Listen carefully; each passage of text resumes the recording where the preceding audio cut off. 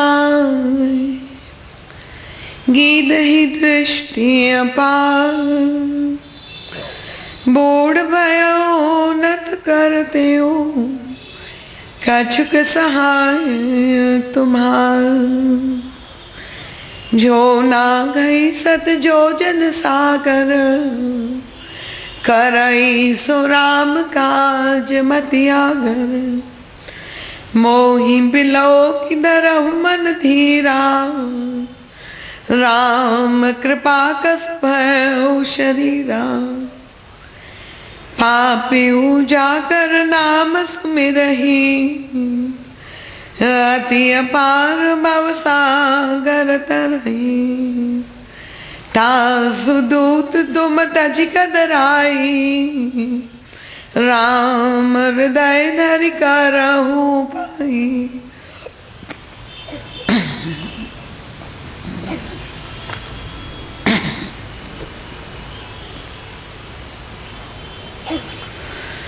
प्रभु के मंगलमय नाम स्मरण के साथ सर्वप्रथम मैं अपने परमाराध्य प्रातः स्मरणीय श्री सद्गुरुदेव भगवान की अत्यंत पुनीत मंगलमयी कृपामयी दिव्य तेजोमयी आनंदमयी उपस्थिति को यहाँ पर प्रत्यक्ष रूप से अनुभव करती हूँ और श्री सद्गुरुदेव भगवान के दिव्य चरणारविंद में अपना सिर रखकर कोटिशः नमन प्रणति अर्पित करते हुए दंडवत प्रणाम करती हूँ और यही गुरु चरणों में अंतर हृदय से प्रार्थना निवेदित करती हूँ कि आपका एक अत्यंत लघु यंत्र बनकर आप ही का संदेश सभी भक्तों के समक्ष रख सको, ऐसी बल बुद्धि विद्या और विवेक देने की कृपा करें।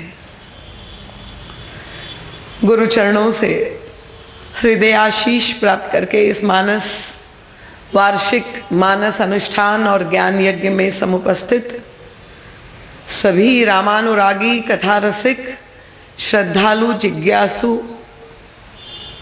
सुधी श्रोता महानुभाव वंदनीय मातृशक्ति, बाहर से पधारे हुए सभी साधक वृंद, इस नगर की समस्त विशिष्ट विभूति विद्वद वृंद, अनेक व्याख्याकार टीकाकार भी जो यहाँ पर पधारे हैं, नामी एवं अनामी सभी महानुभाव, सबका नाम ले पाना संभव नहीं, पर मेरी भावना आप समझते ही है, चाहे आप प्रथम पंक्ति में बैठे हो या अंतिम पंक्ति में, भगवत कथा श्रवण करने की ही जिज्ञासा लेकर आप पधारे हैं। तो आप सभी मेरे लिए समान रूप से विशिष्ट हैं। आप सबका मैं हृदय से बहुत बहुत स्वागत अभिवादन करती हूँ।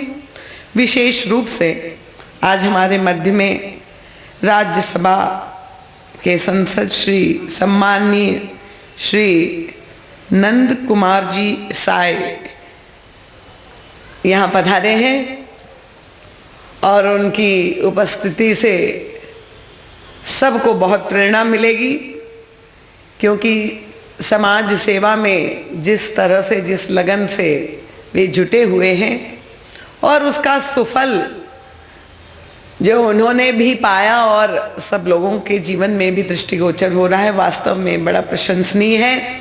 उनसे दोबारा मिलने का ये अवसर प्रदत्त है, बड़े विनम्र हैं, उनका भी मैं स्वागत करती हूँ। हमारे हल्दी बाजार से पधारे हुए कंवर दंपति, और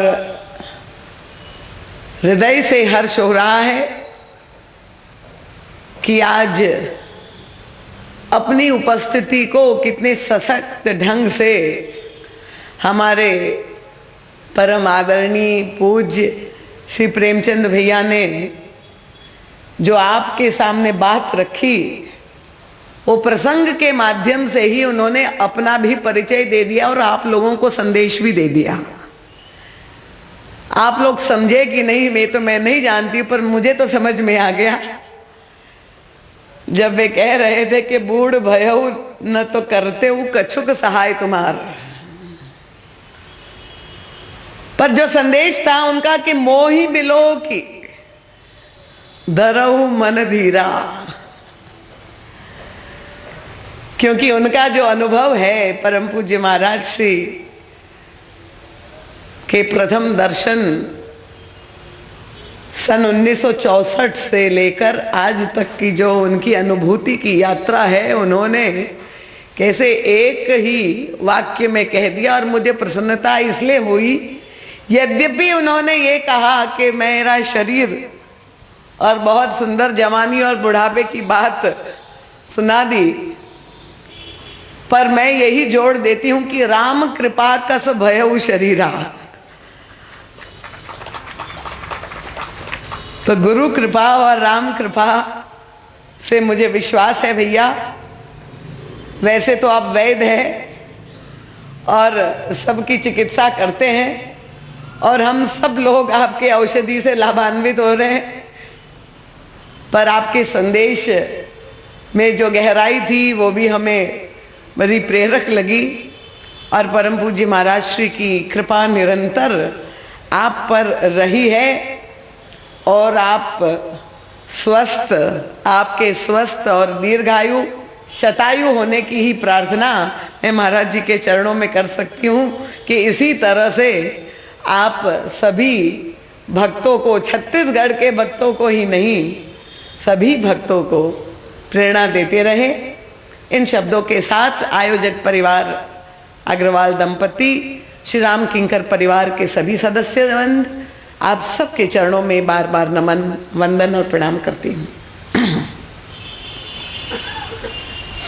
प्रारंभ में ही मैं बहुत ही विनम्रता से आप लोगों से प्रार्थना करना चाहूँगी, यदि किसी को बीच में उठ करके जाने की संभावना हो तो कृपा पूर्वक अभी से उठ करके पीछे बैठ सकते हैं, ताकि कथा श्रवण में, कथन में भी किसी भी प्रकार का व्यवधान उपस्थित ना हो। आइए अब मन बुद्धि चित्त को एकाग्र करके हम लोग मन शरीर से समुद्र तट की यात्रा करें।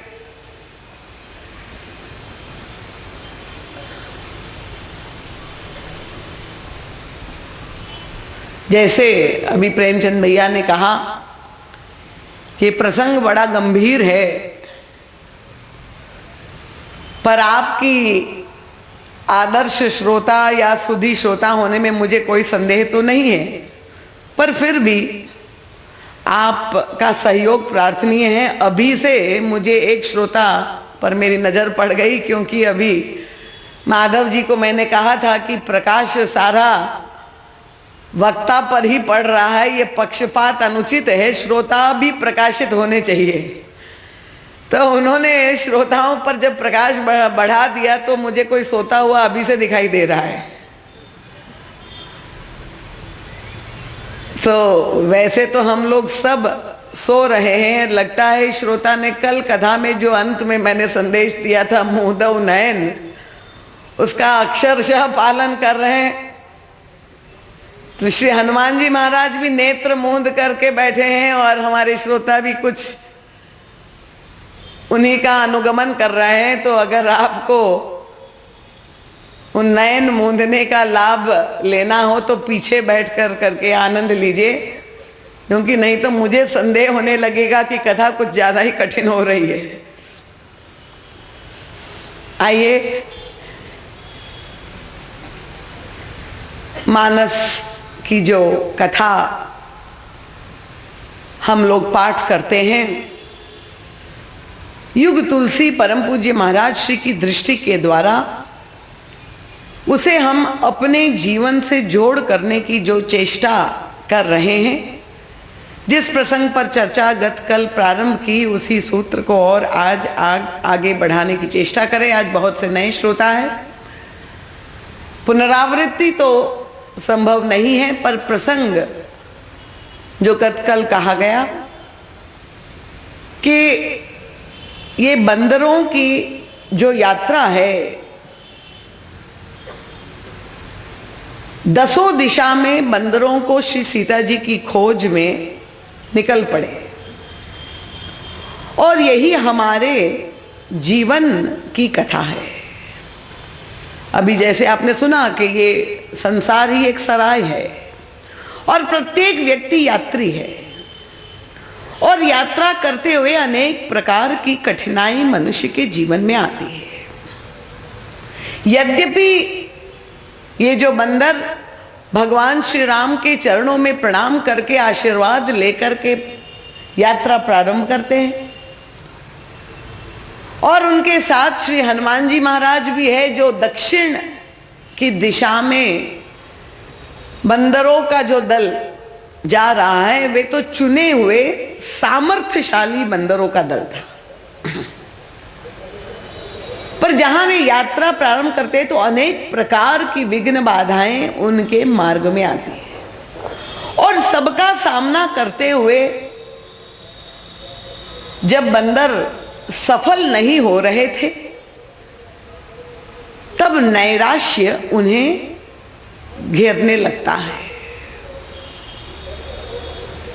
ऐसे समय में श्री हनुमान जी महाराज जो सबसे पीछे चल रहे थे बंदरों की मनस्थिति को समझ गए, भांप लिया कि भूख और प्यास, क्योंकि 1 माह की अवधि सुग्रीव जी ने दे दी थी, 1 महीने के भीतर अगर लौट आए तो कोई आपत्ति नहीं, चाहे लक्ष्य की प्राप्ति ना हो, और 1 माह की अवधि के बाद अगर लक्ष्य की पूर्ति हो गई और श्री सीता जी की प्राप्ति होगी तो भी स्वागत करेंगे। पर अगर लक्ष्य की अप्राप्ति में और लौटे भी नहीं तो मृत्यु दंड की घोषणा थी। अब जो जो समय बीत रहा है बंदर व्याकुल हो रहे हैं, कहीं भी श्री सीता जी का पता नहीं मिल रहा है। और तब श्री हनुमान जी महाराज पर्वत का आश्रय लेते हैं। ये पहला पर्वत है। महाराज कहते हैं ये साधक के जीवन में विश्वास की भूमिका क्या होनी चाहिए। अभी तक तो साधन मार्ग से चलते हुए पुरुषार्थ कर रहे थे, पर जब पुरुषार्थ सफल नहीं हो रहा था तो विश्वास के पर्वत का आश्रय लेकर संदेश मिला कि हम ऊपर उठने की चेष्टा करें। भौतिक जगत में जब हमें बाह्य जगत में समाधान नहीं मिल रहा है तो गुफा में प्रवेश करने की चेष्टा करें।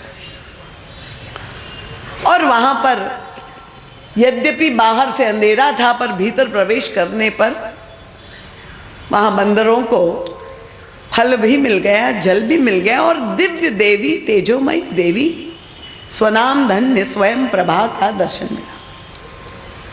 और स्वयं प्रभा ने उन्हें एक दृष्टि दी, का विश्वास करो, आश्वासन दिया। विश्वास का पर्वत है। आश्वासन वहां पर मिला कि तुम्हें सीता जी की प्राप्ति अवश्य होगी। और सूत्र बड़ा महत्वपूर्ण दिया उनका, मुदौ नयन। अभी तक आंख खोल करके अगर श्री सीता जी को खोजा है तो अब नेत्र बंद करके देख कर प्रयास करो। पर बंदरों ने इसका बड़ा मोटा अर्थ लिया। आंखें बंद करके बस यही कल्पना थी कि अब तो एक दिव्य देवी ने जब कहा है तो चमत्कार होने वाला है। ये सिद्धि चमत्कार हमें बड़ा आकर्षित करते हैं, उसी की फेर में हम लोग रहते हैं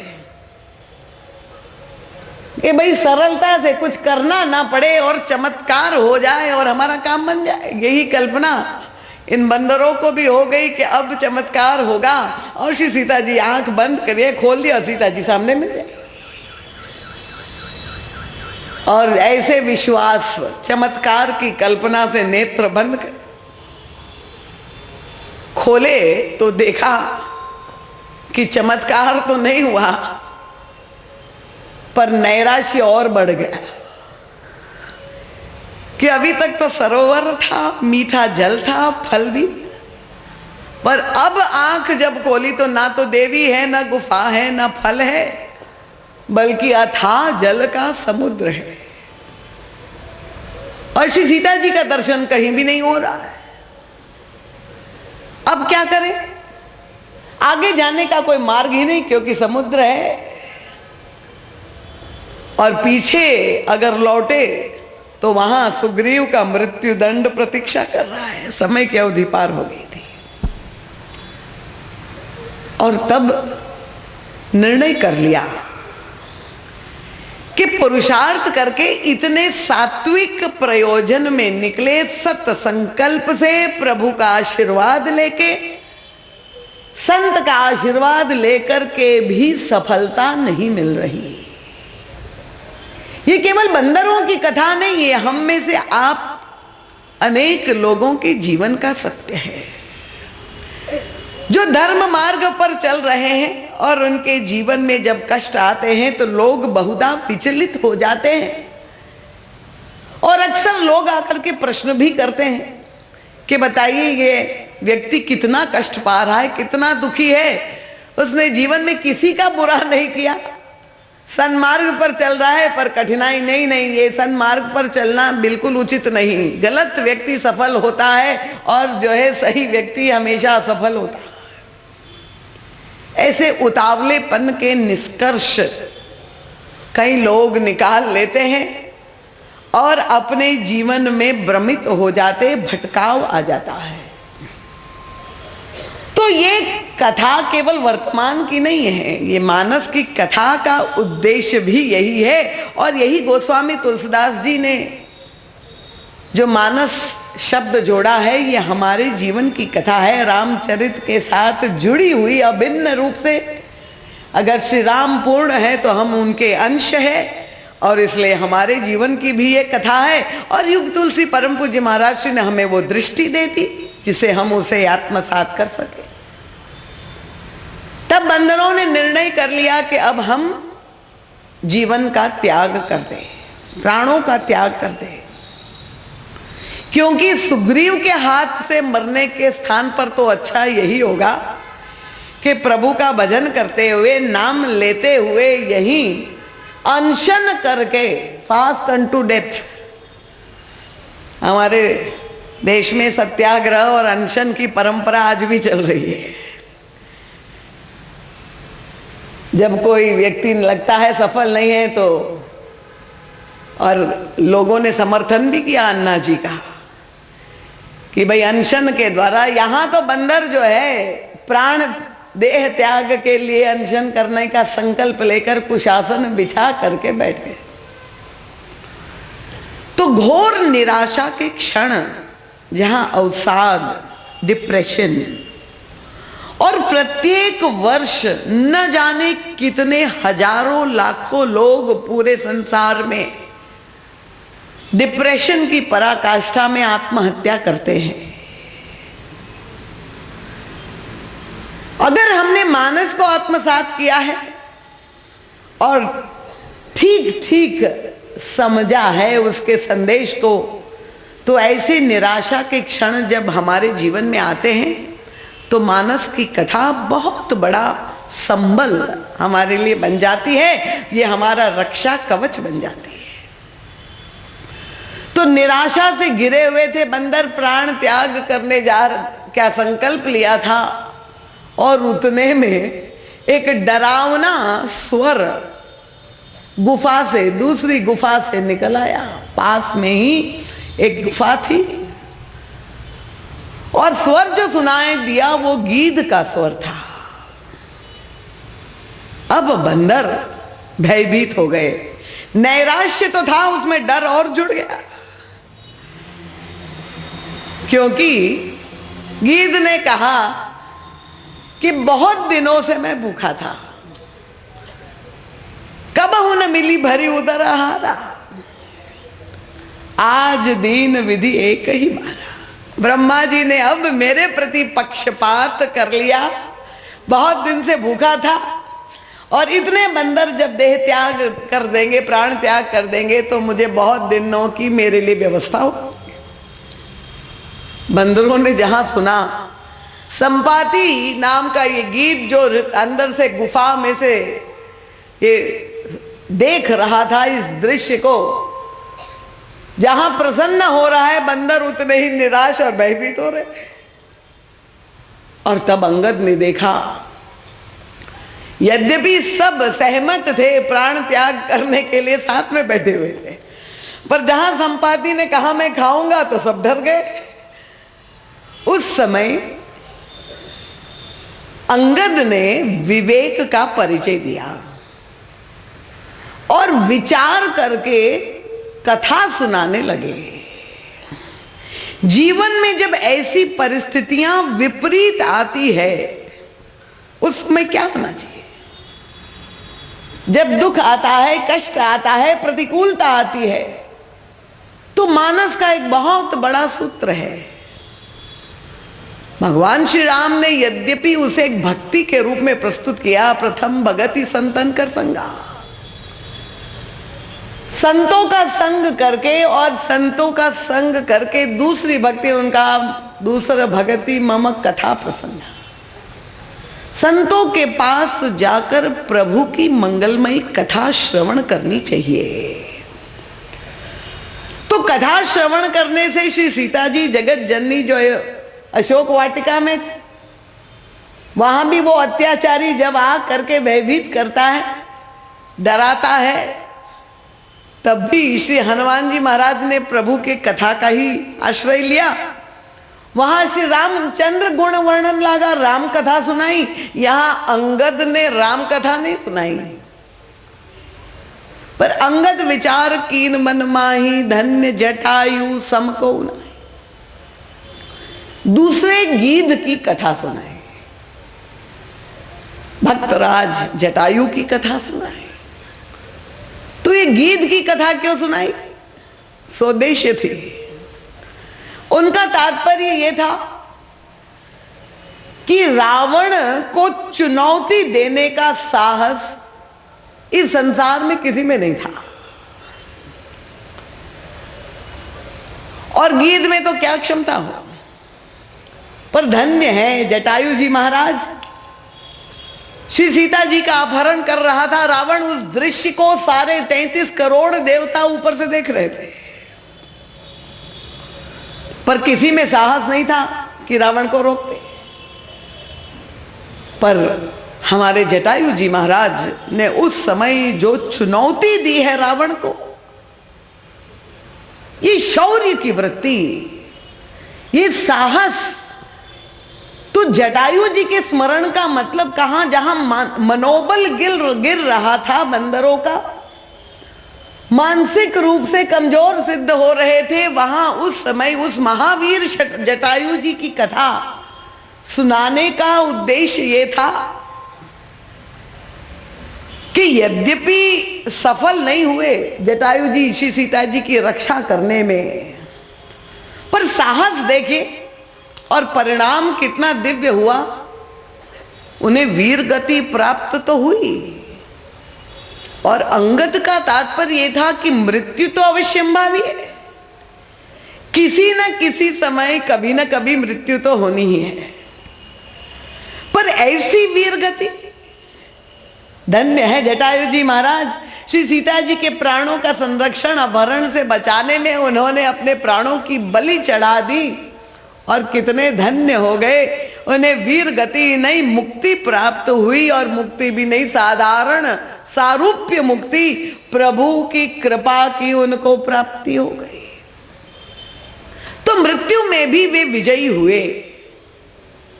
और संदेश ये था इन बंदरों को कि अगर हमने भी एक सात्विक प्रयोजन से श्री सीता जी की खोज में निकले थे, पर लक्ष्य की प्राप्ति नहीं हुई तो कोई बात नहीं,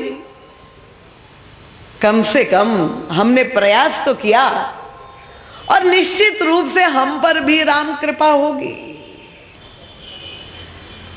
और संदेश यही था कि भाई एक वो गीत है जिसने अपने प्राणों की बलि दे दी, और यहां पर दूसरे गीत है जहां हम लोग अनशन कर रहे हैं, तो वो हमें खाने के लिए तत्पर, भक्षण करने के लिए लगा हुआ है।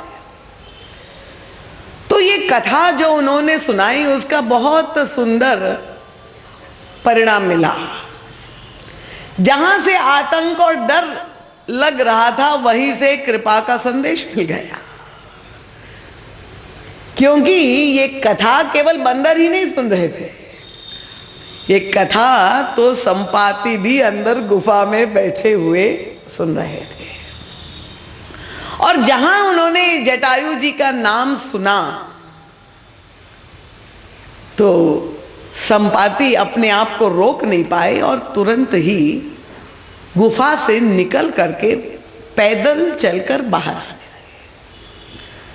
अब संपाति को आते हुए देखा और बंदर कांपने लगे। अब आतंक हो गया और निराश थे, भयभीत थे और अब आतंकित हो गए। ये आतंकवादी पहुंच गया, हमको खाएगा। और तब संपाति ने सबको आश्वासन दिया, तुम डरो मत। निकट आए और तब संपाति ने अपनी आत्मकथा सुनाई। और आत्मकथा सुनाने के बाद बंदरों को बहुत ही संबोधन करते हुए बहुत ही अद्भुत मार्मिक प्रेरणादायी संदेश सुनाया। तो ये जो संपाति का प्रसंग है, परम पूज्य महाराज श्री कहते हैं कि अनेक अनेक अर्थों में हम सब के लिए अत्यंत प्रेरणादायी है। क्योंकि अवसाद, नैराश्य कभी न कभी हमारे जीवन में भी ऐसी घटनाएं घटित होती है। तो भक्तों के लिए ऐसे समय में, ऐसी संकट की घड़ी में ये संपाति का संदेश बड़ा प्रेरक सिद्ध हो सकता है। तो महाराज श्री हमारा ध्यान आकर्षित करते हैं कि यहां पर जो कथा है वो दो गीधों की कथा हमको मिल रही है।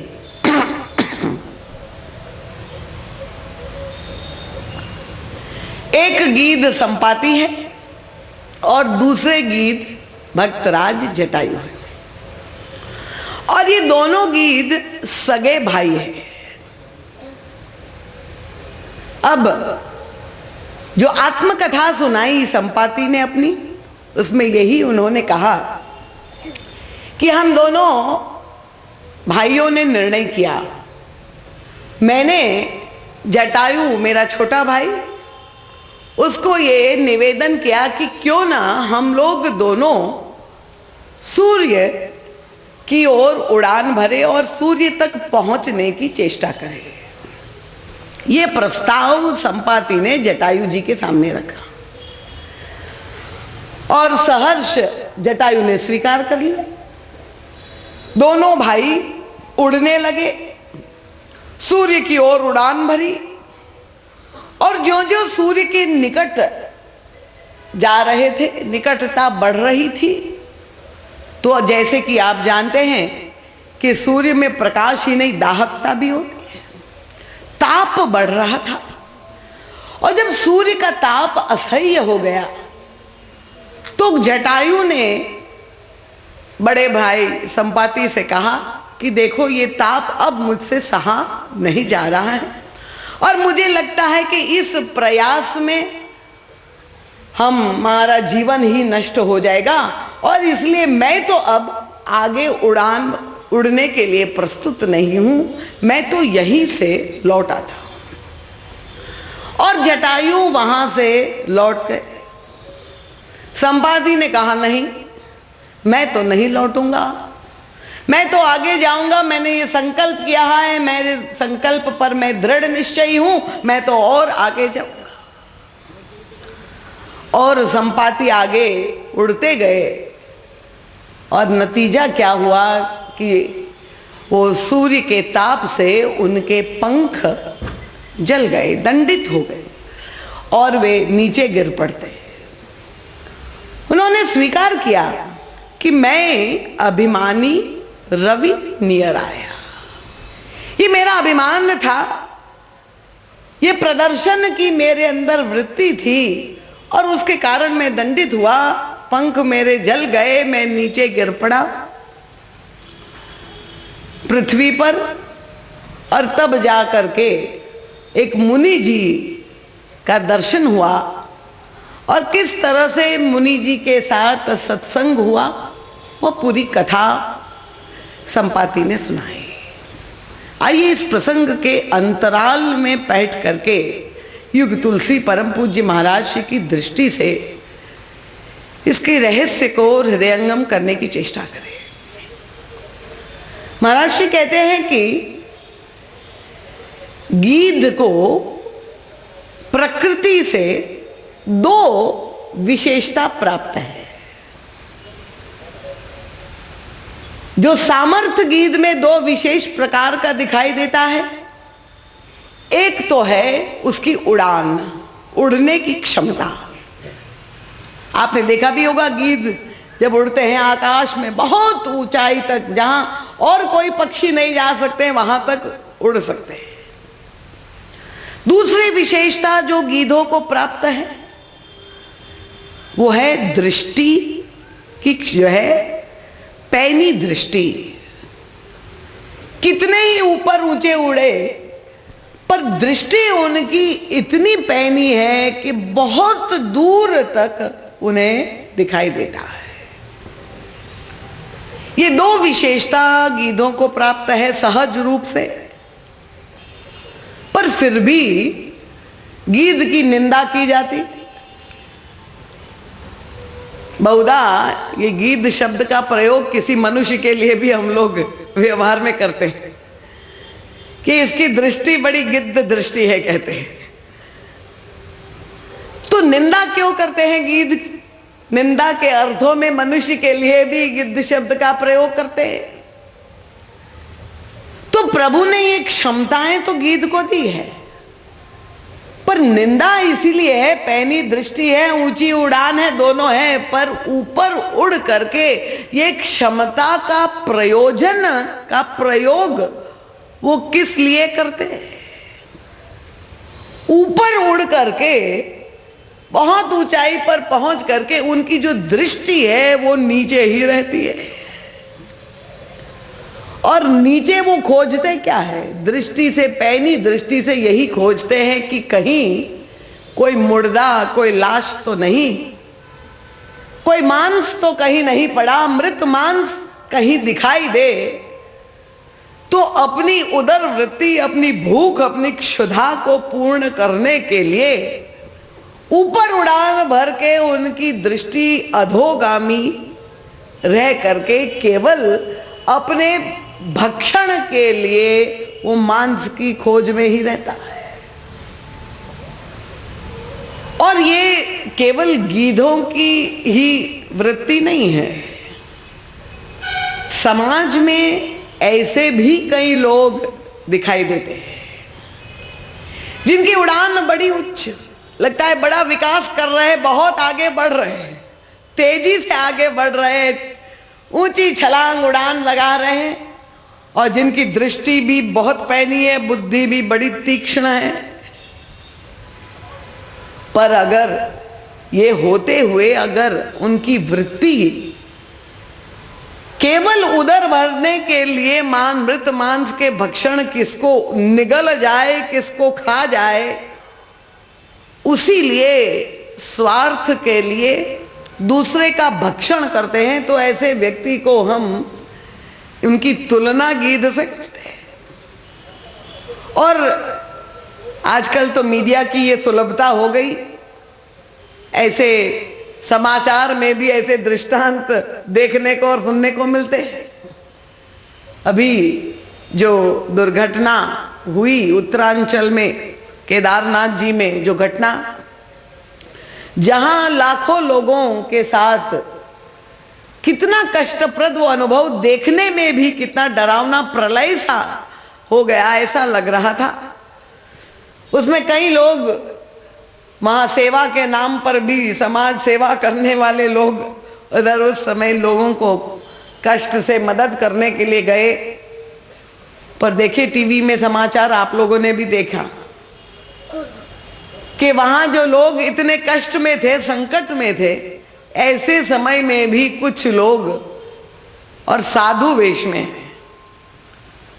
जहां लोग मृत है उनके शरीर पर से, जो संकट में है उनको लूट रहे हैं, उनकी सारी वस्तुएं छीन रहे हैं। मदद करने गए और देखे कि झोले भर भर के जो है सारी सामग्री उनकी लूट रहे, उनकी वस्तुएं छीन रहे। तो इस तरह की वृत्ति जब व्यक्ति में होती है, इसलिए उसकी निंदा की जाती है। तो गिद्ध की निंदा ये जो की गई उनकी अधोगामी वृत्ति और दृष्टि के कारण। तो लगता है जब संपाति ने प्रस्ताव जटायु से किया कि हम लोग ऊपर की ओर उड़े, तो लगता है कि गीध जाति पर जो कलंक लगा हुआ है उसको मिटाने की चेष्टा कर रहे हैं कि भाई अधोगामी ना होकर के ऊर्ध्वगामी सूर्य की ओर जब वे उड़ान भरना चाह रहे तो वो ऊर्ध्वगामी होना चाह रहे, कलंक मिटाना चाह रहे। ये तो बहुत अच्छी बात है, प्रयास भी किया, पर क्या हुआ कि सूर्य में प्रकाश है, ये तो ठीक बात है, उसमें शक्ति है, सौर्य ऊर्जा का प्रयोग भी हम करते हैं, अपेक्षित है। पर यह भी तो हम जानते हैं कि वो प्रकाश के साथ सूर्य में दाहकता भी तो है, और इसलिए विवेकी व्यक्ति तो वो है, प्रकाश आपको चाहिए, आप उसका सदुपयोग करें, पर दाहकता से तो व्यक्ति को बचने की चेष्टा करनी चाहिए। तो जटायु और संपाति दोनों की प्रकृति में भिन्नता दिखाई दे रही है। जहां जटायु लौट आए वहीं पर संपाति ने कहा कि अब देखो ऊपर उड़ रहे हैं, ऊपर उठ रहे हैं, तो ये तो बहुत अच्छी बात है, ऊर्ध्वगामी आपकी वृत्ति हो रही है, पर ऊपर किस उद्देश्य से उठ रहे हैं ये भी तो समझना महत्वपूर्ण है। ऊपर उठना अच्छा है, हनुमान जी ने बंदरों से कहा कि नीचे जब नहीं अभी तक श्री सीता जी मिली तो हम लोग क्यों नहीं पर्वत पर चढ़े, ऊपर उठे। हम भी कह रहे कि देह से ऊपर उठने की चेष्टा करें।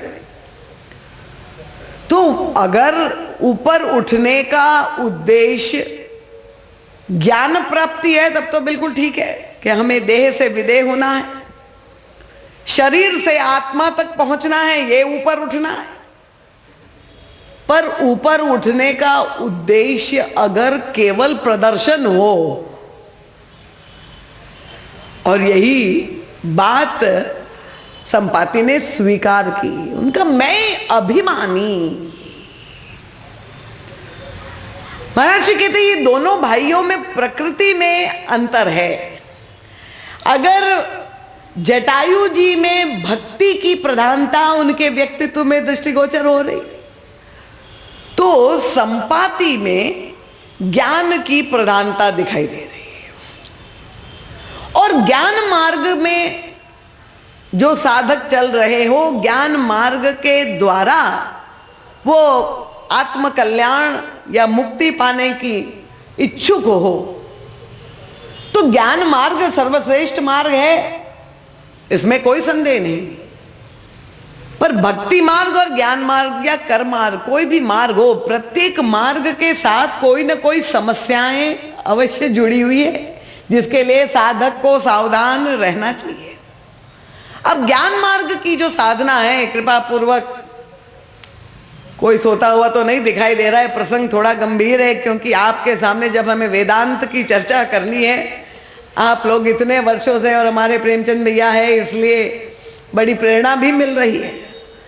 पर जहां वेद वेदांत की चर्चा हो तो थोड़ा संकल्प में दृढ़ता रख करके श्रवण करें। ज्ञान मार्ग क्या है? वो स्वामी तुलसीदास जी ने मानस में भी पूरे ज्ञान मार्ग की साधना का निरूपण उत्तरकांड में किया है। ज्ञान दीपक प्रसंग पर महाराज श्री के 2 ग्रंथ भी है, वो स्वामी तुलसीदास ने उत्तरकांड के उत्तरांध में चर्चा भी की। तो ज्ञान मार्ग का उद्देश्य क्या है? ज्ञान मार्ग की जो साधना पद्धति है उसमें सत्य का निरूपण करने के लिए साधक बुद्धि और प्रज्ञा के द्वारा ये ईश्वर का स्वरूप क्या है उसे जानने का प्रयास करता है। स्वरूप का मतलब ये जो सृष्टि हमें दिखाई दे रही है, ये ईश्वर के बारे में जो हम सुनते हैं, ये हमारा जो शरीर है, हमारा जो जीवन है, ये जो भी हम दिखाई दे रहे हैं वस्तु एक क्षणभंगुर है। तो पूर्ण सत्य क्या है? सत्य की परिभाषा क्या है? कि जो तीन काल में एक रस है, जो भूतकाल में, वर्तमान में और भविष्य में सदैव एक रस रहता है, उसी को पूर्ण सत्य कहा जाता है। तो पूर्ण सत्य क्या है? उनका एक ही, ब्रह्म सत्यम जगन मिथ्याम। पूर्ण सत्य तो एक है, वो है पर ब्रह्म परमात्मा। ब्रह्म ही सत्य है, बाकी सब कुछ जो दिखाई दे रहा है वो माया के कारण प्रतिभासित हो रहा है, सत्य प्रतीत हो रहा है, पर वो वास्तविक सत्य नहीं, उसे मिथ्या कहते हैं। मैं ज्ञान टेक्निकल शब्द है, कृपा पूर्वक आप धैर्य पूर्वक श्रवण कर ले।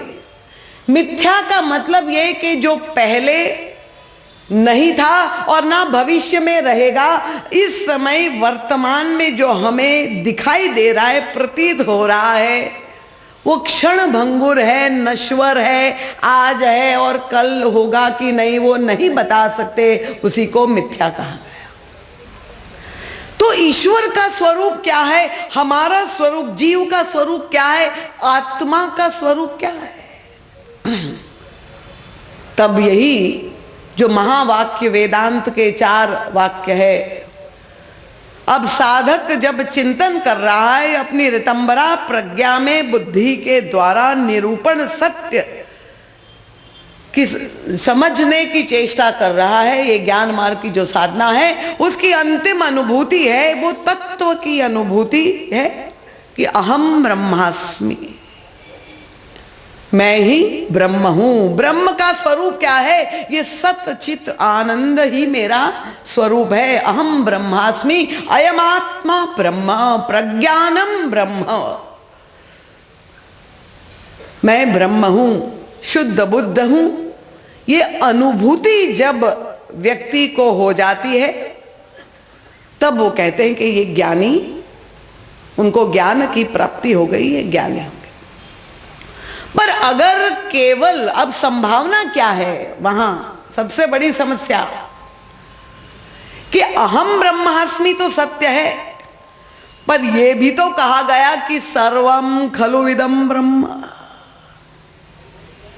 ये जो ब्रह्म है वो सर्वव्यापी है, कण कण में वो शक्ति ब्रह्म निवास कर रहा, दृष्टिगोचर नहीं हो रहा है। पर अगर व्यक्ति जो साधक ज्ञान मार्ग की साधना कर रहा है, उसे ये तो अनुभूति हो जाए कि मैं ब्रह्म हूं, अहम ब्रह्मास्मि की अनुभूति के साथ अगर सर्वम खलु इदम ब्रह्म की अनुभूति नहीं हुई, तो संभावना क्या होती है कि मैं तो श्रेष्ठ हूं, मैं तो ब्रह्म हूं, पर और सब जो है वो तो दीनहीन क्षुद्र है। ये क्योंकि ज्ञान मार्ग की साधना अहम की साधना है। ये अभिमान के 2 प्रकार है, एक द्वैत मूलक अभिमान और एक अद्वैत मूलक अभिमान। अहम अद्वैत मूलक का मतलब जब सारे सृष्टि का, ब्रह्मांड का, सबका प्रलय हो जाए, जब कुछ भी न रह जाए, तो जो शेष है वो क्या है? वो है अहम। केवल अहम ही शेष हो गया। वो अद्वैत मूलक अभिमान है। और इसलिए जहां पर विराट भगवान का दर्शन का वर्णन किया गया है, पुरुष सूक्त में भी आपको उसकी ओर संकेत करते, विराट भगवान कैसे? जैसे ये व्यष्टि ब्रह्मांड एक व्यक्ति, मनुष्य हमारा शरीर है, वैसे विराट पुरुष का भी एक महत् शरीर है, समष्टि ब्रह्मांड का, विराट भगवान का, और उनका शरीर में क्या कहा गया, कौन है उनका? अहंकार शिव, बुद्धि अज, मन शशि चित्त महान। तो ये शिव ही समष्टि अहम के स्वरूप है। पर वो जो अहम है वो अद्वैत मूलक अहम है, जहां केवल एको हम, कोई नहीं दूसरा। और ये अभिमान अहंकार जो हम लोग अपने जीवन में पाले हुए हैं वो द्वैत मूलक अभिमान है। द्वैत मूलक का मतलब मैं और तू, जब दो है। अब व्यक्ति को जो अभिमान होता है, बहुधा कई बार आप देखें कि दो वृत्तियां मिल जाती है। एक व्यक्ति ये समझ रहा है कि मैं धनवान हूं। धनवान किस रूप में? जब कोई सामने निर्धन दिखाई दे तो उनकी तुलना में मैं धनवान हूं, जहां द्वैत है। एक व्यक्ति समझ रहा मैं बहुत बुद्धिमान हूं, तो एक मूर्ख सामने कम बुद्धि वाला है, उनकी अपेक्षा मैं अधिक बुद्धिमान हूं। ये द्वैत मूलक अभिमान है। तो वास्तविक ज्ञानी का लक्षण क्या है? कैसे पहचाने कि ये वास्तविक ज्ञानी है? जैसे कल मैंने आपके सामने वो सूत्र रखा था कि भक्त का लक्षण क्या है। तो श्रीमद् भागवत में तो वेद व्यास जी ने बताया, और वास्तविक ज्ञानी कौन है वो दोनों मानस और भागवत दोनों में ही आपको उसकी ओर संकेत मिल गया कि ज्ञानी का मतलब ये नहीं कि बहुत विद्वान है, जिसको बहुत कुछ जानकारी है, आप कहेंगे बहुत बड़ा ज्ञानी है। गोस्वामी जी ने तो प्रत्येक सूत्र मानस में प्रयोग कर हमें दे दिया है।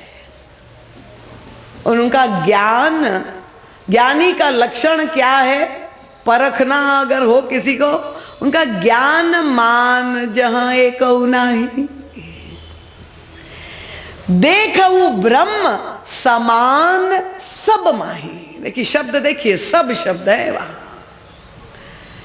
सिया राम मैं सब जग जानी, देखो ब्रह्म समान सब माही। ये वास्तविक ज्ञानी वहां जब केवल अहम ब्रह्मास्मि की अनुभूति है, दूसरा कोई है ही नहीं, सर्वम खलु इदम ब्रह्म है, तो फिर अभिमान होने का प्रश्न ही कहा। तो उनका ज्ञान मान जाए कहू नहीं, वहां अभिमान हो ही नहीं सकता अगर वास्तविक ज्ञानी है।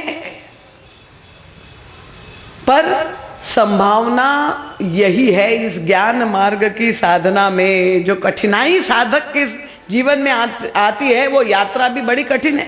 सात्विक श्रद्धा धेनु सुहाई, वहां से यात्रा प्रारंभ होती है ज्ञान दीपक की। वो उत्तरकांड में आप लोग पढ़ सकते हैं, महाराज जी का साहित्य तो है ही है। पर कठिनाई क्या होती है? वेदों ने भगवान की स्तुति जब की है रावण के वध के बाद, तो वहां भी उन्होंने यही प्रार्थना की है कि भक्ति की आवश्यकता क्यों व्यक्ति के जीवन में पड़ती है। भाई ज्ञान मार्ग से हम ईश्वर की अनुभूति कर ले, तत्वबोध हो जाए, तत्वानुभूति आत्मानुभूति से संपन्न व्यक्ति हो गया, वो जीवन मुक्त हो गया। अब उसका पुनर्जन्म नहीं होगा, बंधन से, जन्म मृत्यु के चक्र से बच गया। पर उनका समस्या यही आती है कि जे ज्ञान मान विमत तव भव भक्ति हरणी भक्ति न आदरी, ते पाई सुर दुर्लभ पदार्थपि परत हम देखत हरी। अगर ज्ञान की अनुभूति के बाद व्यक्ति भक्ति मार्ग का आश्रय नहीं लेता, तो पूरी संभावना है कि कहीं न कहीं वह व्यक्ति फिसल जाएगा, उसके जीवन में पतन जैसी घटनाएं होंगी। ये रावण की जब हम निंदा करते हैं, अगर यहां रावण के भक्त बैठे हैं तो पहले ही मुझे क्षमा कर दे, बड़ा डर लगता है मुझे। रावण की भक्ति जिस तरह से समाज में बढ़ रही है, उसका छोटा सा अनुभव मुझे अभी अहिरवारा जाके हुआ। राम राज्य की मैं चर्चा कर रही थी, और वहां मैंने लोगों से पूछा कि कितने लोग चाहते हैं कि राम राज्य की स्थापना उनके जीवन में हो, तो सब लोगों ने अपने हाथ ऊपर किए। आप लोग भी बताइए कितने लोग चाहते हैं राम राज्य हो, हाथ ऊपर करके बताइए। सबने उठाया है कि कोई नहीं उठाने वाले भी है? कोई नहीं चाहता हो तो अपना हाथ ऊपर करे। जो नहीं चाहता है राम राज्य हो वो हाथ ऊपर करे। यहां तो नहीं दिखाई दे रहा। फिर मैंने ये प्रश्न वहां पूछा कि कितने लोग चाहते हैं कि रावण राज्य समाप्त हो, तो मुझे बहुत आश्चर्य हुआ। यहां भी पूछ लूं क्या मैं? डर लग रहा है। जहां मैंने पूछा कि कितने लोग चाहते हैं कि रावण की मृत्यु हो, रावण राज्य समाप्त हो, तो शायद 10-20 लोगों ने ही हाथ ऊपर किया। तो मैं तो चकित हो गई। मैंने कहा इसका मतलब ना आपने राम राज्य का तात्पर्य समझ पाए आप लोग। राम राज्य तो तभी होता है जब रावण की मृत्यु होती है, रावण राज्य समाप्त होता है, तभी राम राज्य की स्थापना होती है। जब तक रावण जीवित रहेगा तब तक राम राज्य नहीं हो सकता है। दशरथ राज्य और रावण राज्य तो एक साथ हो सकते हैं, पर राम राज्य और रावण राज्य एक साथ नहीं हो सकता। तो इसका मतलब तो यही हुआ कि लोग नहीं चाहते हैं कि रावण मरे, तो रावण की भक्ति तो समाज में बढ़ रही है। तो यहां भी कुछ लोग ऐसे हैं क्या जो चाहते हैं रावण ना मरे, तो अपना हाथ ऊपर करे। लगता है अच्छा है आइरवारा से दूरी है। इसका मतलब सब चाहते हैं रावण मरे। तब तो मैं खुलकर निंदा कर सकती हूं रावण की।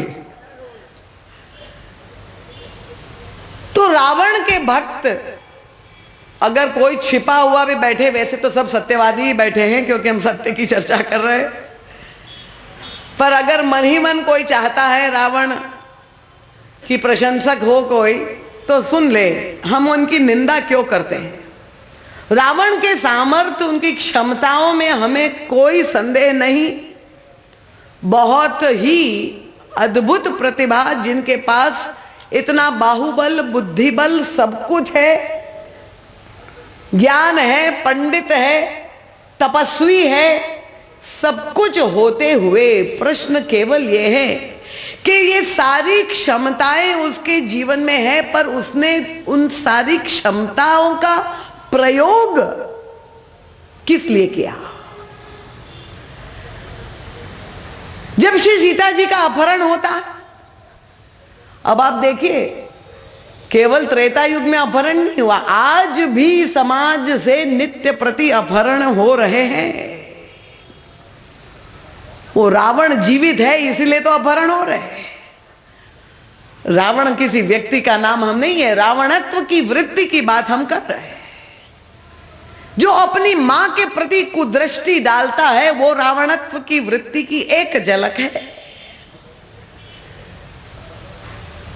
और तब प्रभु यद्यपि नहीं चाह रहे थे उनसे युद्ध करना, उसे विवेक देने का सारा प्रयास प्रभु ने किया। 2 बार दूत भेजे, अंगद को भेजा, अंत में हनुमान जी भी आ गए। और अंगद जैसे ही पहुंचा, अब जो लोग समझ रहे हैं कि रावण बहुत बड़ा ज्ञानी है, वो ज्ञानी है कि अभिमानी है, रावण के, अंगद के सामने रावण लगा आत्म प्रशंसा करने। तुम जानते हो, आप लोगों में से भी जो समझ रहे हैं कि रावण शंकर जी का भक्त था, शिव जी का, तो सुन लीजिए। रावण ने अंगद से यही कहा, देखिए आप लोग भी शंकर जी की पूजा करते हैं, यह महादेव घाट है, शिव जी का बड़ा प्रसिद्ध मंदिर, पर शिव जी की आराधना आप अपने घर में भी करते होंगे। कैसे करेंगे भाई? जो वस्तुएं आपके पास है, फूल, पत्ती, दूध, जल अर्चन करते हैं। और अधिक क्या, आजकल सावन मास में एक नई परंपरा शुरू हो गई कांवर की, जहां लोग जल भर करके ले जाते हैं भगवान शंकर को चढ़ाने के लिए। रावण ने अंगद से कहा, तुम लोग क्या अर्चना करते, मैं हूं गुरु भक्त, और मेरी जैसी गुरु भक्ति आज तक संसार में किसी में देखने को नहीं मिलेगी। क्या तुम में विशिष्टता है, वैशिष्ट क्या है? रावण ने कहा, आप लोग तो फूल पत्ती चढ़ाते हो, कमलार्चन करते हो, पर मैंने तो अपने गुरुजी को अपना सिर काट करके चढ़ा दिया। है कोई दूसरा संसार जो अपना सिर काट करके शंकर जी को चढ़ा दे? मेरी ये गुरु भक्ति का प्रमाण।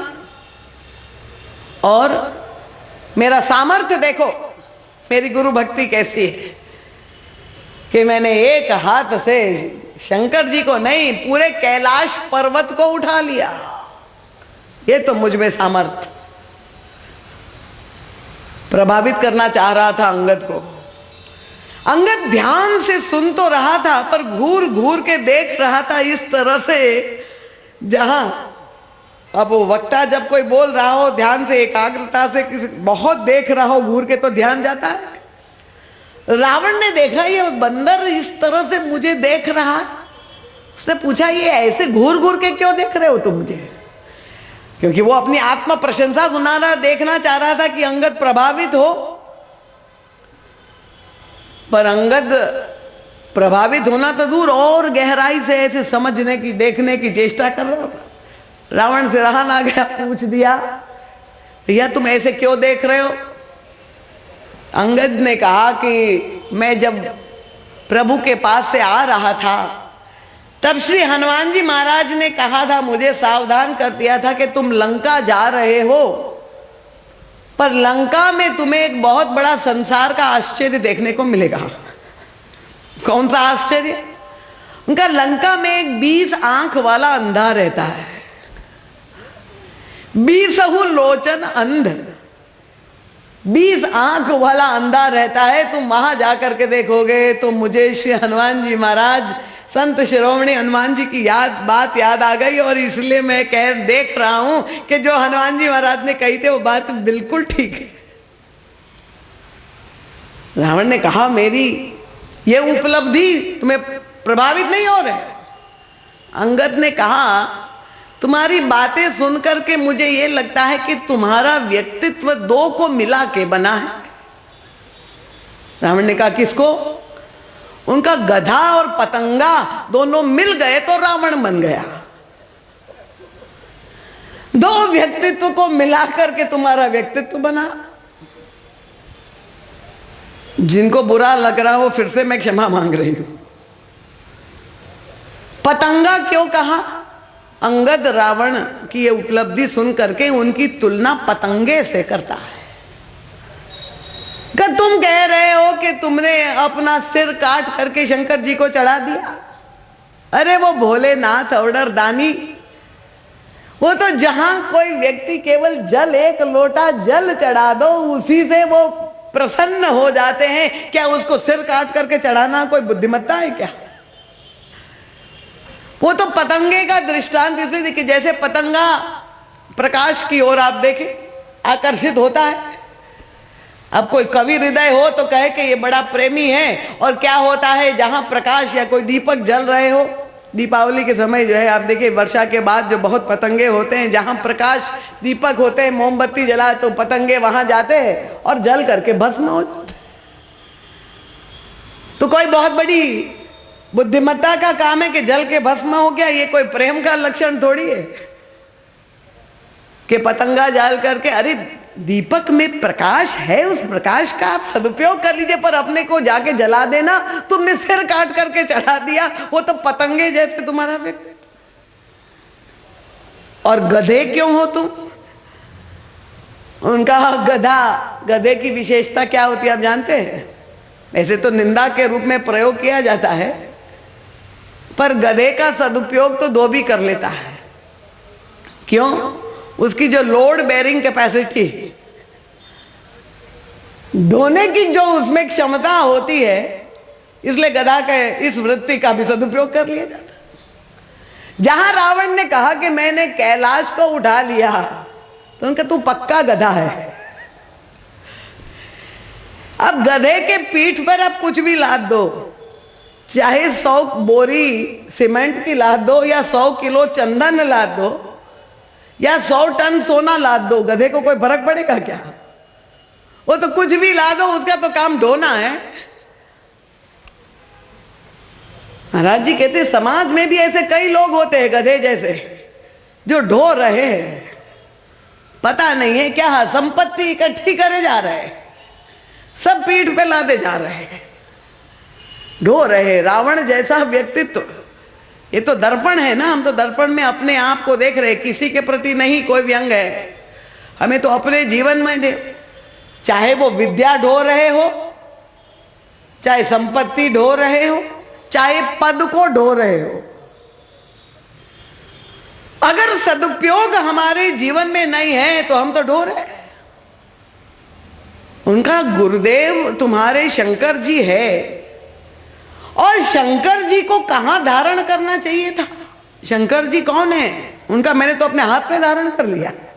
उनका रे मूर्ख, शिव जी को अगर तुमने हृदय में धारण किया होता, जहां भवानी शंकरो वंदे श्रद्धा विश्वास रूपिणो, शिव जी का जो तात्विक रूप है वे तो मूर्तिमान विश्वास है, श्रद्धा विश्वास हृदय में तुम्हारे होती, तुम्हारे जीवन में परिवर्तित आ जाता, तुम्हारी मति बदल जाती, पर तुमने हृदय में नहीं धारण किया उनको, वहां कैलाश सहित हाथ में धारण, तुम पक्के गधे हो।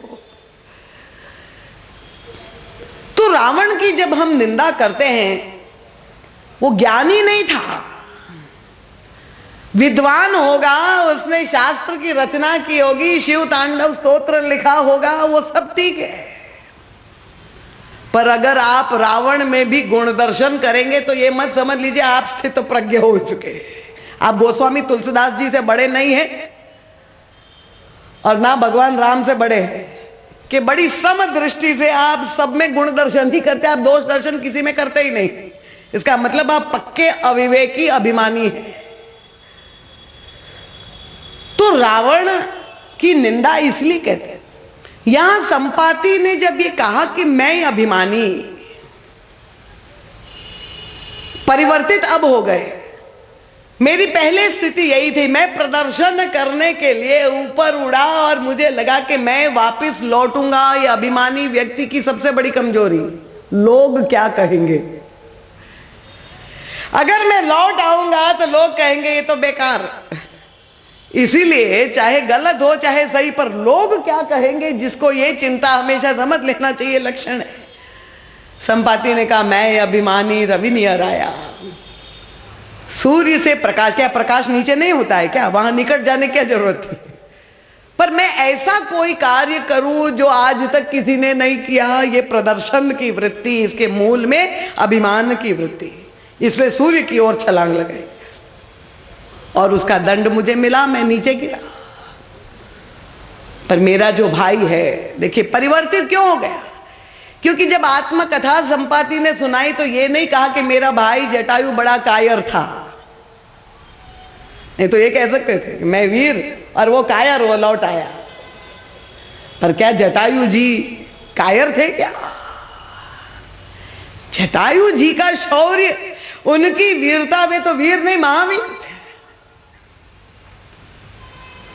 जैसे अभी भैया ने कहा कि 33 करोड़ देवता देख रहे हैं सारी लीलाओं को। भगवान श्री राम के वन गमन से जहां प्रारंभ हुआ, गोस्वामी जी ने सर्वत्र जगह जगह पर देवताओं का स्मरण किया। और देवताओं का स्मरण, यद्यपि हमारे यहाँ सनातन धर्म में हम देवताओं की पूजा करते हैं, हमारे पंडित जी बैठे हुए हैं, क्षमा चाहती हूं, पर गोस्वामी जी अवसर नहीं चूके देवताओं की निंदा करने के लिए। क्योंकि एक और 33 करोड़ देवता, अब वो जो दृश्य दिखाई देता है खरदूषण त्रिसरा, जहां आक्रमण शूर्पणखा के कहने पर आक्रमण करने आते हैं 14,000 राक्षस और खरदूषण त्रिसरा। अब भगवान श्री राम ने देखा, पहला आदेश लक्ष्मण जी को दिया कि श्री सीता जी को ले जाओ गिरी के अंदर। श्री सीता जी वो देख दर्शन करने के अधिकारी नहीं है, तुम उनको लेके अंदर चले जाओ। लक्ष्मण जी चले गए, प्रभु अकेले रह गए। सामने 14,000 राक्षस और खरदूषण, तीसरा तो भगवान रावण के समान बलवान थे। प्रभु अकेले लड़ रहे हैं, सामने इतने हैं। गोस्वामी तुलसीदास जी तो मैंने कहा ना, वो तो आंखों देखा हाल है। ताजा खबर ही मानस की जब विवरण करते हैं तो बिल्कुल आज तक वाली समाचार, वहीं खड़े होकर सारी लीलाओं का दर्शन करते हैं। तो एक और तो सारे राक्षसों की सेना और दूसरी ओर प्रभु राम अकेले, दर्शन कौन कर रहा है?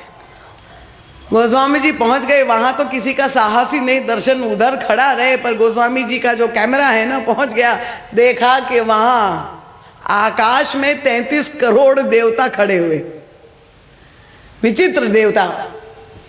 किस हालत में है, क्या बोल रहे हैं? 33 करोड़ देवता है और यहां खाली 14,000 राक्षस है। पर गोस्वामी जी ने देवताओं की मनोवृत्ति की ओर व्यंग किया। उनका सुर डरत, 33 करोड़ मिल करके कांप रहे हैं।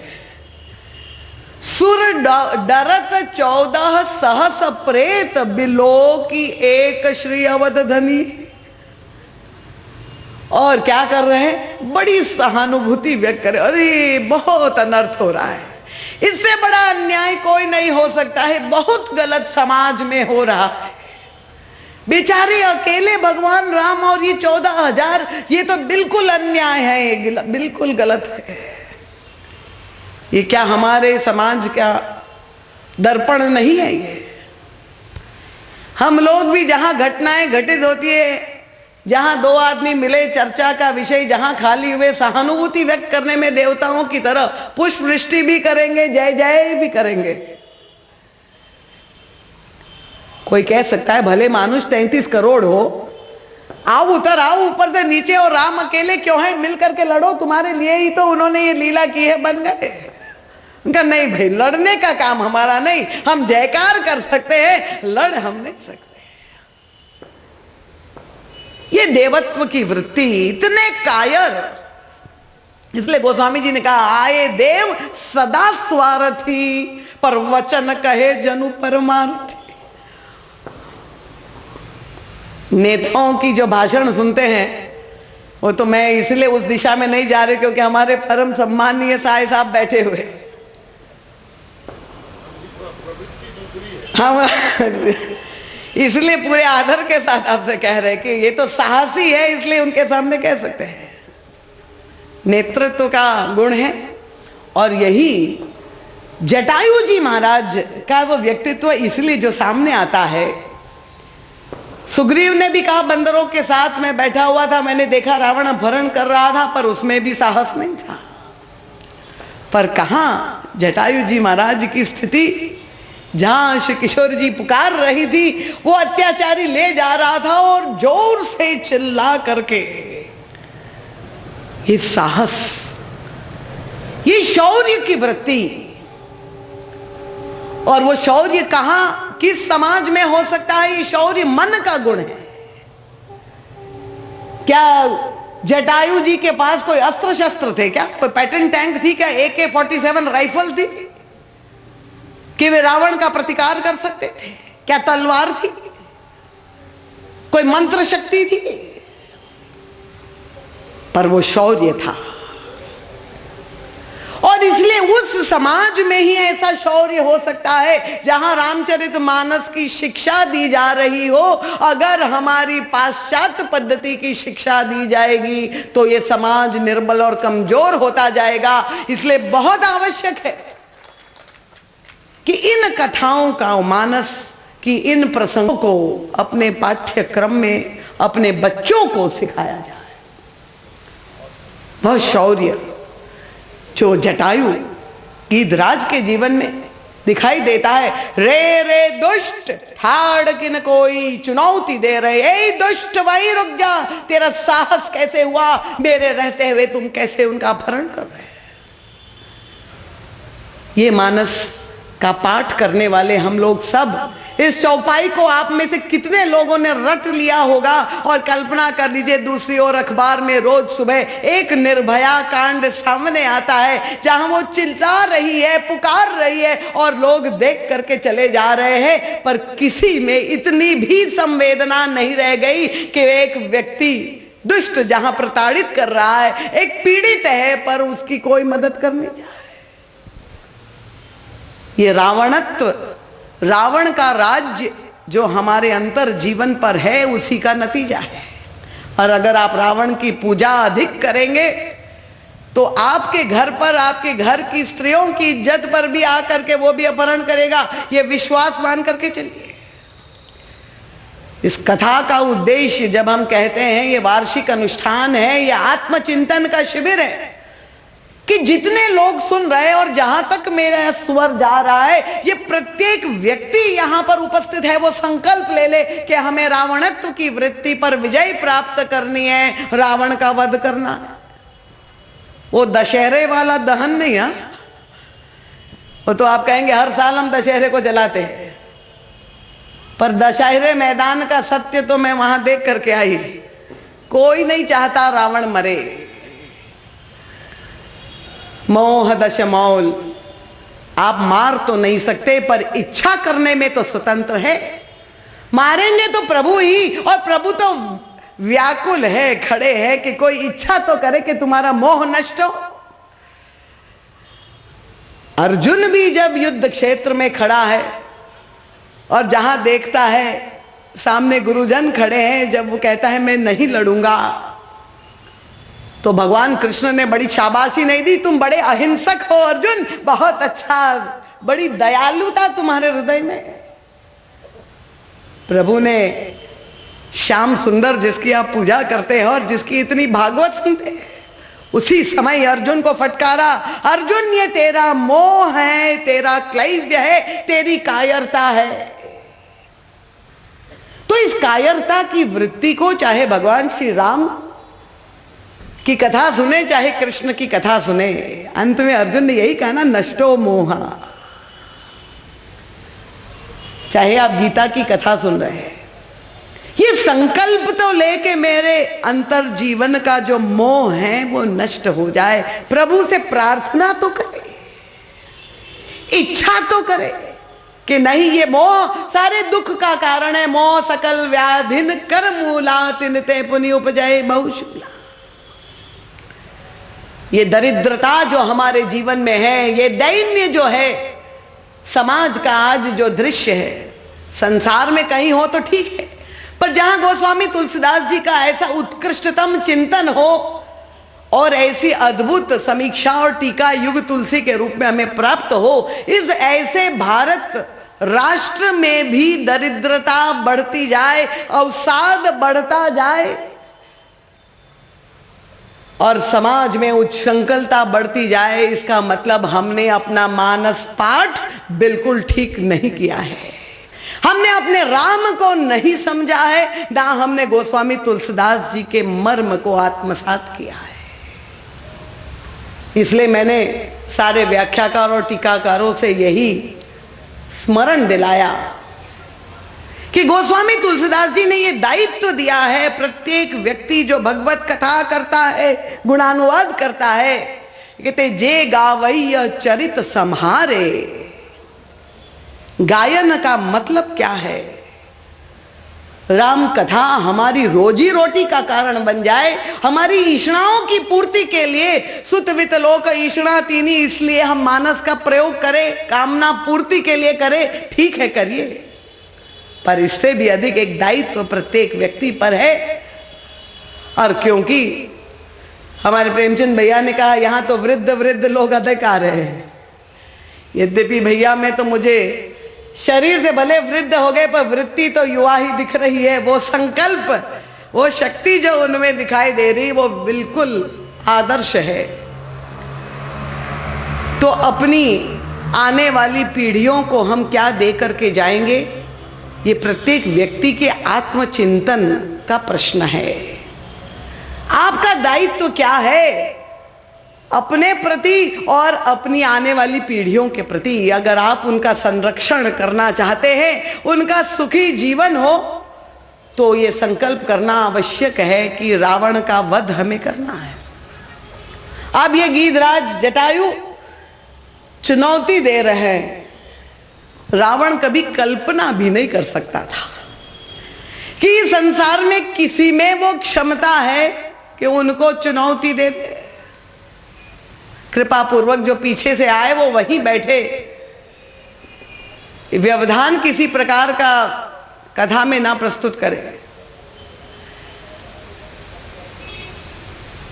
रावण को यही लगा, दूर से दिखाई दिया कोई आ रहा था, उनको लगा हो सकता है मैनाक पर्वत छिप गया था समुद्र में, उसमें ये साहस हो, वो निकल आया है। विशाल आकृति दूर से दिखाई दे रही, और निकट आए तो एक पक्षी की आकृति दिखाई दी, तो उनको लगता है वो भगवान विष्णु के पार्षद गरुड़ जी होंगे कि मैनाक की खगपति होई। पर जहां और निकट आए और देखा कि जटायु, अब वो भी वृद्ध जटायु, हंसी आ गई। पर आप जानते हैं कौन सा अस्त्र शस्त्र था जटायु जी महाराज के पास कि जो वो रथारूढ़ अस्त्र शस्त्र युक्त रावण से लड़ सकते थे? वो स्वामी जी ने कहा युद्ध हो रहा है। देखिए साहस, जटायु जी ने प्रहार किया रावण पर, और कैसे उन चोचन मारी बिदार से दे, प्रहार किया चोच से, और एक क्षण के लिए रावण मूर्छित हो गया उस प्रभाव से। बड़ी अद्भुत बात है। जहां मूर्छित होकर के गिर पड़ा तो तुरंत ही श्री किशोरी जी को ले जाकर जटायु जी ने अपने आश्रम में जाके स्थापित कर दिया। रावण की मूर्छा खुली। अब निश्चित रूप से रावण का सामना तो कर नहीं सकते थे गीधराज जटायु, वही निकाली अपनी तलवार, चंद्रहास, और दोनों पंख काट दिए। महाराज जी के ये दोनों भाइयों के पंख नष्ट हुए, जटायु के भी और गीधराज और संपाति के भी। संपाति के पंख जल गए और जटायु जी के पंख कट गए। और जब पंख कट गए तो जमीन पर एक पक्षी के जब पंख कट जाते हैं, असमर्थ हो गया और जटायु जी भूमि पर गिर पड़े। जब पंख कट गए तो कितनी पीड़ा शरीर में हो रही होगी, इसकी आप कल्पना कर सकते हैं। रक्त का प्रवाह हो रहा है, इतनी पीड़ा। पर गीधराज जटायु की मनस्थिति क्या है उस समय? शरीर में पीड़ा हो रही है, प्राण पखेरु तड़फ रहे हैं उड़ने के लिए, और मृत्यु का भय, ऐसा कौन व्यक्ति है जो मृत्यु के भय उसको सताता ना हो? मृत्यु सामने आए, उसे लगता है कि बस अब इतनी असह्य पीड़ा है। वो स्वामी तुलसीदास जी ने तो अद्भुत वर्णन मानस में भी, गीतावली रामायण में जटायु जी की मनस्थिति का वर्णन किया है। वो एक दूसरा प्रसंग ही हो जाएगा, उस दिशा में मैं आपको नहीं ले जाऊंगी। पर वो स्वामी जी ने कहा, काटे सी पंख परा खग धरणी, जैसे वे नीचे गिरे, गिरते समय में मन में उनके क्या भाव आ रहे, क्या सोच रहे? उनका सुमिरत राम की अद्भुत करनी। कल मैंने भक्त का लक्षण बताया था। वेद व्यास जी कहते भक्त का लक्षण क्या है? तत्यनुकंपाम सुसमीक्षमाणो। पंख कट गए, गीधराज जी के स्थान पर हम होते तो क्या सोचते? स्पष्ट रूप से भक्तिवती सीता जी की रक्षा करने के लिए श्री राम का स्मरण करते हुए इतना शौर्य जुटा करके जहां रावण से लड़ रहे हैं, क्या भगवान राम चमत्कार नहीं कर सकते? पंख कट गए, भगवान ने कोई हस्तक्षेप भी नहीं किया। बेकार है भक्ति करना।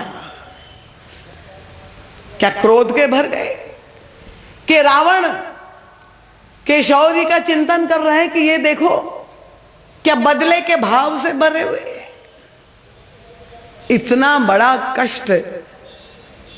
और लिखा है सुमिरत राम की अद्भुत करनी, इसमें भी भक्त सुसमीक्षा कर रहा है, ये कितनी अद्भुत लीला है श्री रामभद्र की, इसमें भी महती कृपा छिपी हुई है। यही प्रभु का चिंतन कर रहे जटायु जी। पंख कट गए। अब महाराज श्री गोस्वामी तुलसीदास जी तो इतना ही लिख के चले गए, पर महाराज श्री ने जब ये पढ़ा सुमिरत राम की अद्भुत करनी, महाराज जी तो सबसे बात कर लेते थे, पहुंच गए गीधराज जी के पास। इसलिए कह रही हूं कि ये भाव जो महाराज जी के प्रज्ञा में प्रकट हुए वह संसार के किसी भी साहित्य में नहीं मिलेंगे आपको। महाराज जी तो तत्व दृष्टा मंत्र दृष्टा ऋषि थे, अवतार पुरुष। गीधराज जटायु के पास महाराज जी पहुंच गए और पूछा, महाराज आप भगवान की कृपा, राम कृपा की व्याख्या से कल यात्रा प्रारंभ की थी। कृपा किसे कहते हैं? जब मतलब मीठा अच्छा अनुकूल हमारे जीवन में हो, मीठा प्रसाद मिले तो हम कहेंगे बड़ी कृपा है। और जहां करेला मिल जाए प्रसाद में ही भगवान को भोग लगा करके, तो उस दिन मंच पर कोई नहीं चलेगा। माधव जी ने कहा दीदी माँ आप कहे तो एक दिन वास्तव में भोग में रोज प्रसाद बांटा जा रहा है, करेला रख के देख ले। मैंने कहा इतनी परीक्षा मत लो बेचारे भक्तों की। पंख कट गए, प्राण निकलने के लिए व्याकुल है, और ये प्रभु की कृपा का दर्शन भक्त कर रहा है। कौन सी कृपा की अनुभूति हो रही? महाराज श्री ने पूछ लिया जटायु जी से। उनका कितनी बड़ी कृपा है प्रभु की। पंख तो है सामर्थ्य के प्रतीक, पक्षी के लिए। जब तक सामर्थ्य है तभी पंख है, तो आपको अपने सामर्थ्य का सदुपयोग करना है। उनका पंख जब तक थे तब तक तो मैं उड़ता रहा, अब पंख कट गए, मैं तो नहीं जा सकता था, पर प्रभु को ही चल करके मेरे पास आना पड़ा। जहां पंख कट गए तो भगवान की गोद मिल गई। दोनों भाइयों पर कृपा हो गई। संपाति को संत की प्राप्ति हो गई और जटायु को भगवंत की प्राप्ति हो गई। जहां पंख कट गए तो भगवान की गोद मिल गई। प्रभु श्री रामभद्र यात्रा करते हुए वहां आते आगे पड़ा गीधपति देखा, सुमिरत राम चरण की देखा, और तब प्रभु अपने कर कमल से गीधराज जी के सिर पर वो पीड़ा जो वो अनुभव कर रहे, क्या विलक्षण भक्त और भगवान का दर्शन है। गीधराज जी के शरीर में गोस्वामी जी का विगत वही सब भी थी। प्रभु के कर कमल का स्पर्श हुआ, प्रभु ने सारी पीड़ा का हरण कर लिया, और जीव की पीड़ा अपने भक्त की पीड़ा का हरण कर लिया। पर प्रभु की क्या स्थिति हो गई? प्रभु रुदन कर रहे और भक्त हंस रहा है। गीधराज जी निरखी राम छवि धाम, मुख विगत भई सब। इतने प्रसन्न हो रहे, अपनी गोद में प्रभु अपने कोमल कर कमल गीधराज जी पर फेर रहे, सारा कष्ट दूर हो गया। तो धन्य है, भक्त शिरोमणि है जटायु जी महाराज।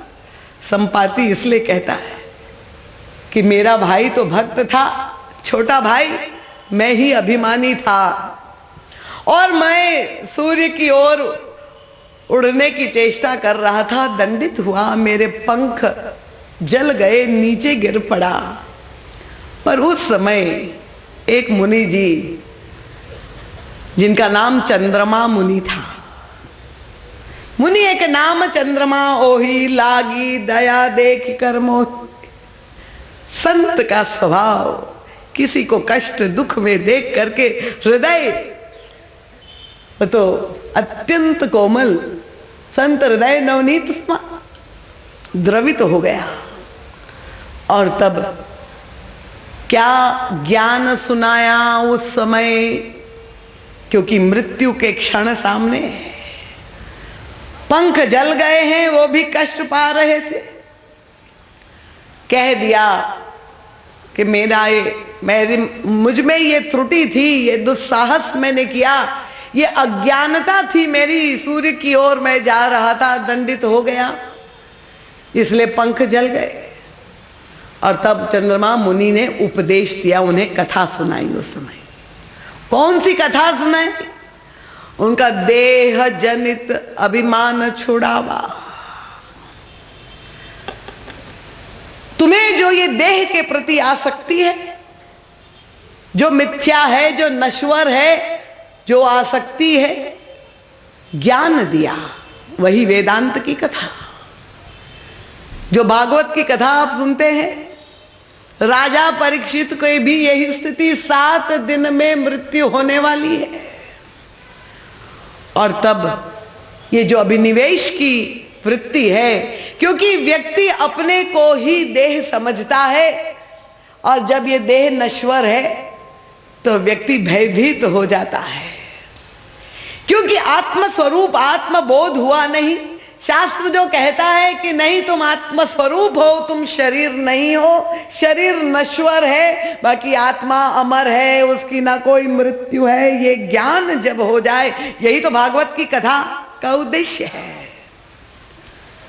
जहां परीक्षित जी को ज्ञान हो गया तो मृत्यु कब आई पता ही नहीं चला। जैसे हाथी के शरीर पर से कोई फूल की माला गिर जाए, इसी तरह से उन्होंने देह त्याग कर दिया, क्योंकि ये तो समझ लिया वे आत्मा में स्थित हो गए। और आत्मा तो अमर है, नैनम छिंदति शस्त्राणी नैनम दहति पावक, ना कोई जला सकता है ना मिटा सकता है। मैं शुद्ध बुद्ध हूं, चिदानंद रूप शिवोहम शिवोहम, तो मुक्त हो गए। भागवत की कथा सुनने का उद्देश्य क्या है? किसी लोग ने महाराज जी से, किसी व्यक्ति ने पूछा था, महाराज जी किसी की मृत्यु के बाद सुननी चाहिए क्या? महाराज जी ने कहा मृत्यु के बाद नहीं, जीते जी सुन लो। और जीवित में भी सुनने का उद्देश्य उत्सव मनाना नहीं है। अगर आपने भागवत की कथा सुन ली तो क्या परीक्षित की तरह जीवन मुक्ति के अधिकारी हो गए? तब तो आपने ठीक सुन ली, ज्ञान हो गया। 7 दिन के भीतर यहां चंद्रमा मुनि भी ज्ञान दे रहे हैं। देह जनित अभिमान छुड़ावा, मैं शुद्ध बुद्ध हूं, शुद्धो से बुद्धो से निरंजनो से, ये जहां अनुभूति हो गई तो अब संपाति ने कहा कि अब तो ज्ञान भी हो गया, पंख कट गए, मेरा जीवन निरर्थक है, तो अब मेरी मृत्यु हो जाए तो अच्छा है। चंद्रमा मुनि ने कहा पंख नहीं है तो क्या है? गीदों में तो 2 शक्ति, एक उड़ने की शक्ति वो पंख के द्वारा, और दूसरी पैनी दृष्टि जो दूर तक देख सकती। दृष्टि तो बाकी है ना, अभी उड़ भले नहीं पा रहे हो पर दृष्टि का सदुपयोग करो। मुनि जी ने कहा कि जब बंदर आएंगे श्री सीता जी की खोज में, उस समय तुम अपनी दृष्टि का जब सदुपयोग करोगे तब प्रभु की कृपा तुम पर हो जाएगी। अभी तक तो दृष्टि का प्रयोग केवल शव की खोज में तुमने किया, मांस के लिए किया, पर जब तुम अपनी दृष्टि जो प्रभु ने दी है उसका सदुपयोग करोगे, उसकी सार्थकता सिद्ध होगी, तब तुम्हारे जीवन में राम कृपा का दर्शन होगा। और इसलिए संपाति ने कहा मोहि बिलो की, ये बंदर अब सब मरने के लिए जो संकल्प लेकर अनशन करने बैठे थे, उनका मैं देखूं, मेरे पास वह दृष्टि है, मुझे दिखाई दे रही तहां शोक उपवन जहराई सीता बैठी शोक, मैं देखूं। दृष्टि का सदुपयोग संपाति कर रहे, तुम ना गी दही दृष्टि अपार। और मोहि बिलो की धरहु मन धीरा, धैर्य धारण करो। तुम देख नहीं रहे हो, इससे बड़ा चमत्कार और क्या हो सकता है? तुम चमत्कारों से प्रभावित होते कि जब मैं गुफा से बाहर आया तो चल करके आया, मेरे पंख नहीं थे, पर जहां मैंने अपनी दृष्टि का प्रयोग किया, श्री सीता जी का दर्शन मुझे मिला, तो मेरे नए पंख निकल आए, राम कृपा हो गई। तो मोहि बिलो की धरऊ मन धीरा, राम कृपा कस भयऊ शरीरा। तुम भी विश्वास करो। ये अवसाद ग्रस्त बंदर जहां, और फिर संपाति जो उपदेश देते हैं, 4 सूत्रीय उपदेश, इस उपदेश की मीमांसा जैसे युग तुलसी परम पूज्य महाराज ने की है, बड़ा अद्भुत उपदेश है। तो ये प्रसंग हम सब के लिए, चाहे वो युवा हो, क्योंकि अधिकांश नवयुवक ही आत्महत्या करते हुए दिखाई देते हैं। जहां अवसाद आया वहां नशे का प्रयोग और हो गया, और नशे के उन्माद में वो क्या कर दे, समाज में जो अपराध बढ़ रहा है, जो अवसाद बढ़ रहा है, जो उन्माद बढ़ रहा है, ये सब एक दूसरे से जुड़े हुए हैं, क्योंकि हमारा मनोबल, हमारे नैतिक बल का ह्रास होता जा रहा है। और इसलिए ऐसे कलिकाल में, और जहां पर ऐसे पाश्चात्य विचारों की आंधी चल रही हो, जहां शासन और शासक सब भ्रष्ट हो गए हो, वहां आत्मानुशासन करके ही आप अपने आप को बचा सकते हैं। तो अपने पर अनुशासन करने के लिए जब आप धर्म मार्ग पर चलकर, धर्म रथ पर आरूढ़ होकर, और भगवत कथा मानस, चाहे भागवत चाहे पुराण, जो भी कथा श्रवण करे, उन कथाओं को केवल मनोरंजन के लिए, टाइम पास के लिए, प्रदर्शन के लिए नहीं, पर उसे कुछ ग्रहण करके अपने जीवन में परिवर्तन लाने के लिए कथा का श्रवण करे। वो आपकी भक्ति ही नहीं बन जाएगी, वो आपके लिए तो स्वयं कल्याणकारी होगी, सारे समाज के लिए भी आप कल्याण मदद रूप हो सकते हैं, और इसी तरह से रावण का वध हो करके राम राज्य की स्थापना हो सकती है। तो बहुत बड़ी आशा और अपेक्षा आप रायपुर वासियों से है इतने वर्षों से, और छत्तीसगढ़ विशेष रूप से, क्योंकि भगवान श्री राम के ननिहाल की भूमि है, और हमारे साईं जी जैसे कर्मठ और दृढ़ संकल्प जहां नेतृत्व आपको प्राप्त है, तो ये अभिशाप जो छत्तीसगढ़ पे है अकर्मण्यता का, नशा का, वो मुझे विश्वास है आप सबके सहयोग से और इनके नेतृत्व में हमारे श्री बोधराम जी कंवर भी बहुत ही भक्त हृदय और कर्मठ, ये भी समाज सेवी नेता रहे हैं। तो ऐसे लोगों के नेतृत्व में मुझे विश्वास है कि परिवर्तन आएगा, और हमारा संकल्प राम कृपा से अवश्य पूर्ण होगा। इन शब्दों के साथ आप सबके प्रति बहुत बहुत साधुवाद, सबके चरणों में बार बार नमन और प्रणाम करते हुए भगवान के नाम की जयकार करे। बोलिए सियावर रामचंद्र भगवान की जय।